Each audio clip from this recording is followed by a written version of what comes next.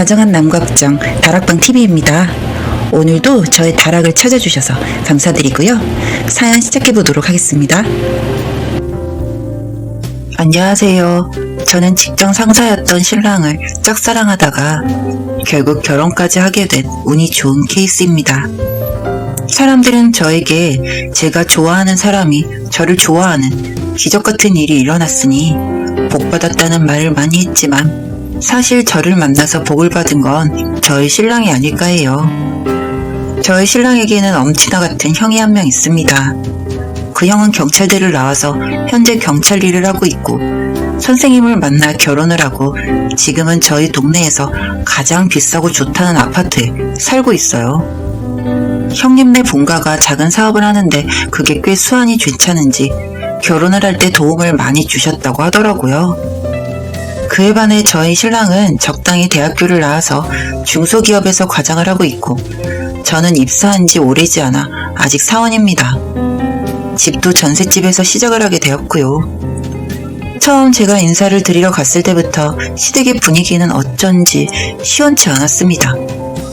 시댁에 처음 인사를 드리러 가는 거라 귀하다는 송이버섯과 소고기까지 사서 인사를 갔는데 시큰둥하셨고 제가 뒤돌아서 나올 때는 시어머니가 형님에게 소곤거리면서 주말에 소고기 먹게 살짝 건너와 그렇게 말씀을 하시더라고요. 참, 제가 신랑이랑 그냥 사귀는 사이도 아니었고 결혼을 결심하려고 인사를 드리러 간 자리인데 어쩐지 문전박대한다는 느낌이 들었습니다. 그걸 참고도 결혼을 결심한 이유는 주눅 들어있는 신랑의 꼴이 보기 답답했기 때문입니다. 제가 좋아하는 사람이 그렇게 기죽어 있는 모습 저는 보고 싶지 않았고 예단이니 예물이니 그런 문제로 머리가 아프긴 했지만 저희는 결혼을 했습니다.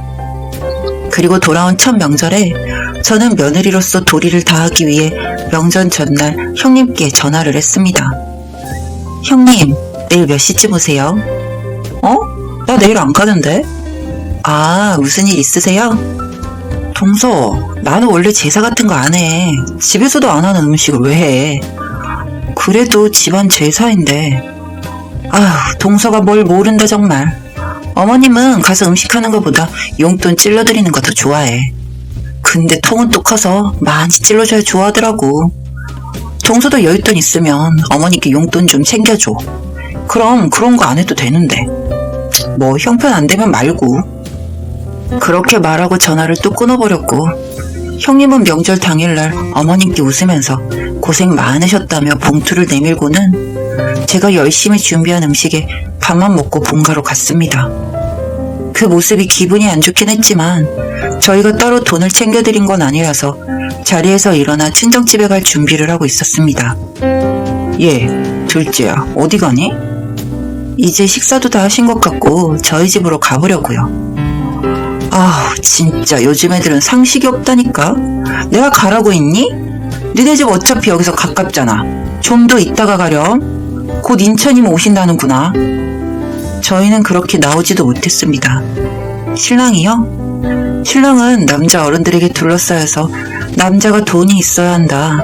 지금은 이미 늦었지만 자식을 낳으면 꼭 공부를 시켜서 아주버님처럼 번듯한 직장을 가져야 한다. 그런 비교 섞인 말을 듣고 있었고 그 모습을 보고 있으니 차라리 설거지를 하고 있는 제가 나은 것 같았습니다. 그렇게 저는 이모님들이 오실 동안에 비어있는 아주버님 방에서 잠시 쉬게 되었는데 앨범이 있어서 저도 모르게 살짝 보게 되었어요. 한참을 엎드려서 시댁 식구들 사진을 보고 있는데 맨 뒤쪽에 편지가 한 장 있더군요. 그 내용은 대략 아이를 버리고 갈 수밖에 없는 상황에 대한 설명과 사과 같은 것이었습니다. 다른 집에서 가정부로 일을 하고 있는데 그 집 사장님에게 성폭행을 당했고 어쩔 수 없이 아이를 버릴 수밖에 없었다는 내용이요. 돈을 벌어야 다른 형제들을 건사할 수 있어 미안하다는 그런 내용이었습니다. 그리고 마지막에 적혀있는 아이의 이름은 김혁수. 신랑의 이름도 아주버님의 이름도 아닌 그 이름을 보고 이 편지는 누구의 것인지 모르겠더라고요. 그래서 며칠 뒤 신랑에게 이야기를 하다가 김혁수라는 사람을 아냐고 물으니 어릴 때 부모님이 종종 혁수라고 부른 적이 있다고 했습니다. 어렴풋이 그 이야기를 듣고 혹시 신랑이 그 편지 속 주인공이 아닐까라는 생각을 했지만 모르고 지내는 것이 나을 것 같아서 덮어두었어요.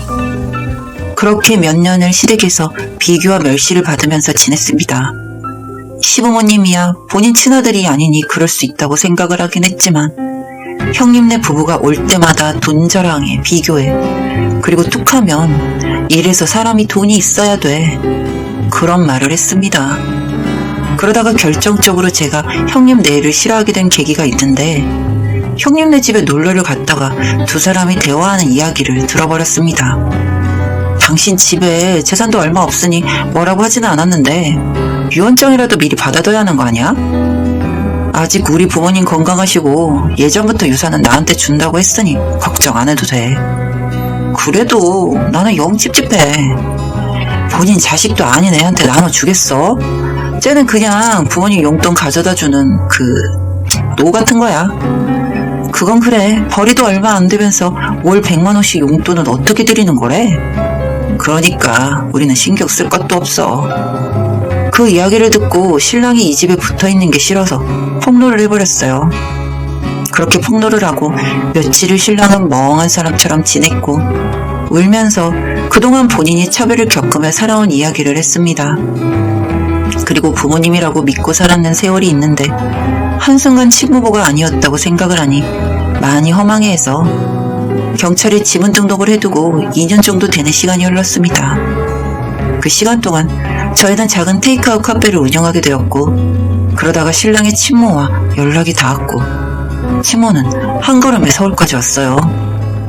친모는 그 일이 있고 몇 년 뒤 가정부 일을 하던 사장님의 죽음으로 제법 큰 퇴직금과 위로금을 받게 되었고 그걸로 투자를 해서 지금은 제법 먹고 살만하다고 들었어요. 그러면서 하시는 말이 서울로 이사를 오고 싶다고 했습니다. 신랑의 친형제들도 신랑의 소식을 듣고 있었는지 한 걸음에 서울로 찾아왔고 저희는 한참을 서로의 근황을 이야기했어요.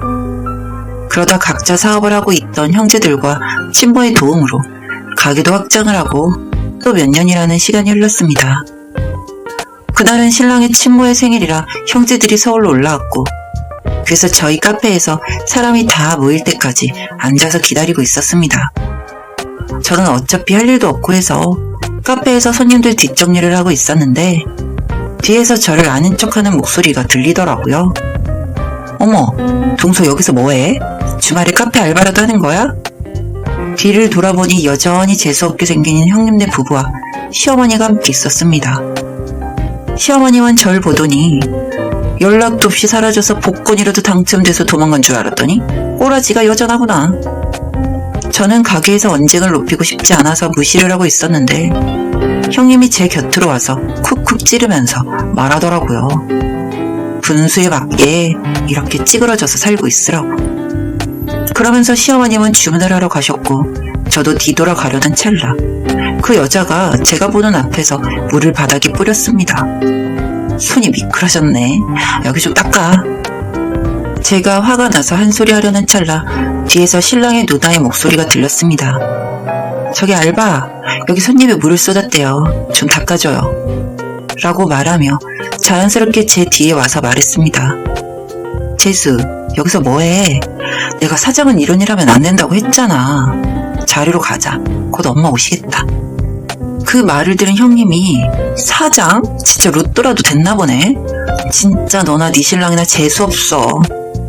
그 말을 듣고 멀리서 걸어오고 있던 신랑의 친모가 머리채를 부여잡았습니다.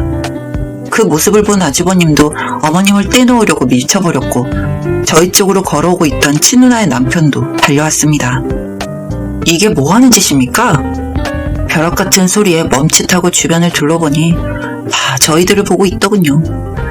당황하고 있을 때 갑자기 사장님 하는 소리가 들렸어요. 형님이 심애부에게 당황하며 사장님이라고 말을 했고 잠시 누구인지 생각을 하더니 심애부도 곧 인사를 나누고 저희는 자리로 돌아왔습니다. 알고 보니 이번에 형님네 부모님께서 하는 사업에 큰 투자자라고 했습니다. 그러니까 심애부님의 갑의 자리에 있는 거죠. 작게 투자 회사를 하신다고 들었는데 그 규모가 작은 회사는 아니었나 봐요. 짧은 인사 한 번으로 형님과 시어머니는 안절부절하고 있었습니다. 그리고 며칠 뒤 장문의 사과 문자가 왔어요. 미안했었다고. 정작 본인들이 괴롭힌 건 신랑인데 말이죠. 그리고 얼마 뒤 시 매부님은 투자를 철회했고 그 영향으로 형님 부모님 댁가 회사가 많이 안 좋아지게 되었고 이 일로 형님과 아주버님은 자주 다투신 것 같았습니다.